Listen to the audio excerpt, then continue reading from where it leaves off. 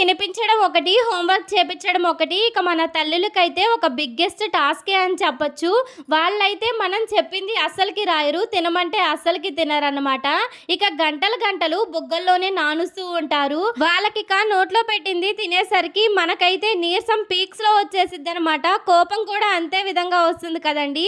నాకైతే హోంవర్క్ లేట్‌గా చేసినా అంత కోపం రాదు కానీ, అన్నం అయితే ఇక బుగ్గల్లో నానిస్తే మహా కోపంగా అనిపిస్తది. అసలు పిల్లలు ఎప్పుడైనా సరే పెట్టింది పెట్టినట్టు తింటూ ఉంటేనే కదండీ ఎదుగుదల చక్కగా ఉంటది. అలా కాకుండా పెట్టిందే నోట్లో నానుస్తూ ఉన్నారంటే వాళ్ళకి ఫుడ్ అంతలాగా పోదు. ఇక గబగబా తినకపోతే ఇక వాళ్ళకి ఫుడ్ మీద ఇంట్రెస్ట్ కూడా పోతదండి. ఎక్కువ ఫుడ్ అయితే అస్సలకి తీసుకోలేరు. మా పిల్లలైతే అలా నానుస్తూ ఉంటే నాకైతే ఏ విషయంలో కూడా అంత కోపం రాదండి.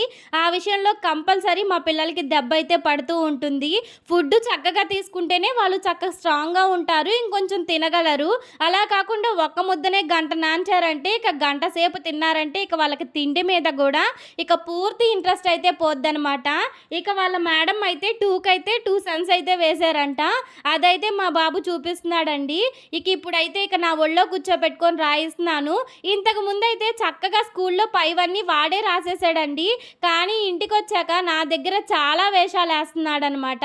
అందుకని చెప్పేసి ఫస్ట్ అయితే 1 అయితే చక్కగానే రాసాడు కానీ ఇక 2కొచ్చేలేకే నా ప్రాణం తీశాడు. ఎలాగోలాగా నా ఒళ్ళో కూర్చోపెట్టుకొని నేనైతే ఇక రాయిచ్చేసానండి.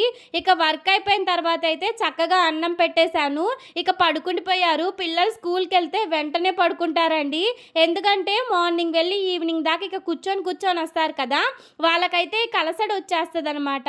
అందుకని చెప్పేసి రాంగాల్నే ఫస్ట్ ఏవో ఒక స్నాక్స్ పెట్టేసి వర్క్ చేయించేసిన తర్వాత చక్కగా ఇక పడుకోబెట్టేస్తాను. స్నాక్స్ అయినా సరే, అన్నమైనా సరే, వర్క్ అయినా సరే నేను స్నానం చేయించాకే పిల్లలకైతే చేయిస్తానండి. ముందలగా అస్సలకి ఏది ఇవ్వననమాట. ఎందుకంటే స్కూల్లో వాళ్ళు కిందో ఎక్కడొక చేతులు పెడుతూ ఉంటారు. మళ్ళీ నోట్లో కాంతినే పెట్టేసుకుంటారని చెప్పేసి హ్యాండ్స్ వాష్ చేసుకున్న అస్సలకి నేను తిన్నివ్వనండి. ఇక స్నానం చేయిస్తే తిన్నిస్తాను.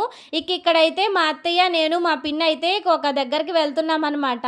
ఇక అప్పుడైతే షూట్ చేశాను. ఇక కార్‌లో వెళ్తున్నాం కదా! చక్కగా షూట్ చేసుకోవడానికి వీలుగా ఉంటది. బస్‌లో గానీ, అలా గానీ అయితే అస్సలకి షూట్ చేయలేనండి. నాకైతే చాలా మొహమాటం. ఇక్కడైతే మేమే కదా ఉంది. ముందులైతే ఇక మా బాబాయ్ కూర్చున్నారనమాట డ్రైవర్ పక్కన. ఇక మా పిన్నిని కొంచెం షూట్ చేయమంటే షూట్ చేసింది. నేను కొంచెం